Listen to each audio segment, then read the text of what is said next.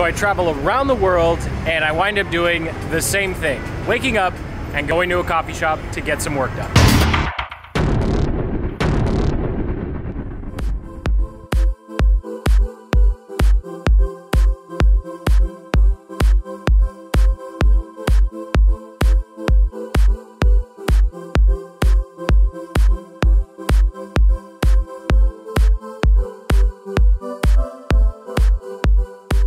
And of course, the rest of the day went nothing like it normally does. But the good news is we're finally in a new place where we have not just internet, but fast internet. So I'll show up the actual speed test there so you can see. So it's fast enough to do anything you need to. And what I wanted to kind of wrap up this vlog with is the importance of having silos on your team. So this whole month of October, I'm really gonna be focusing on one video a week talking about how to be more productive and actually working with others with a virtual team, because it's arguably just as important as your advertising and sales funnels. And one of the guiding principles or guiding resources that I've used to kind of try my best to create a culture of productivity, but also a culture of respect for people's work, has been this book, The One Thing by Gary Keller, and specifically the concept of time blocking. And so essentially all time blocking is planning out your day and then saying, for this particular period of time, I'm only going to focus on one thing. I'm not going to be open to chats. I'm not going to be checking email. My phone's going to be off. And of course, the whole principle of the book is really making sure that you find what the most important thing is and then try and do that first before you do anything else.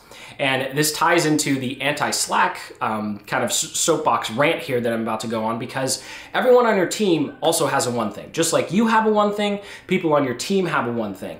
And they're not going to be able to be successful and get into a kind of a flow state or deep work if they're expected to always answer other people's questions. So this is something that's driven me nuts at pretty much every other company that I've worked for in the past, where if someone had a question, they could just walk up to me at my desk and ask.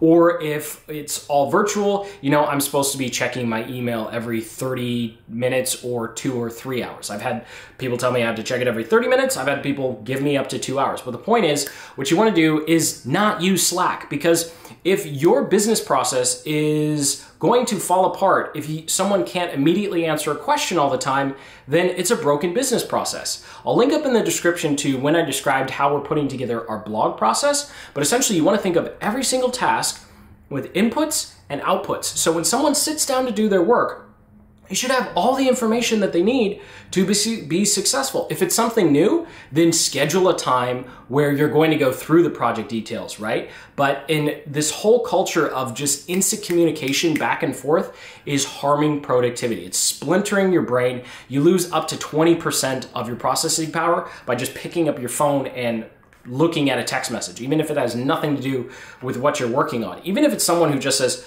hey, okay, like that, literally you can lose 20 to 30% of your brain's processing power. So don't do that to people that you're paying an hourly rate to, because you're essentially saying, hey, I'm gonna pay you an hourly rate and I'm gonna make sure you're less productive as opposed to more productive. And also your virtual team members are really going to appreciate this, because nobody, and I mean nobody, likes feeling like they are on call.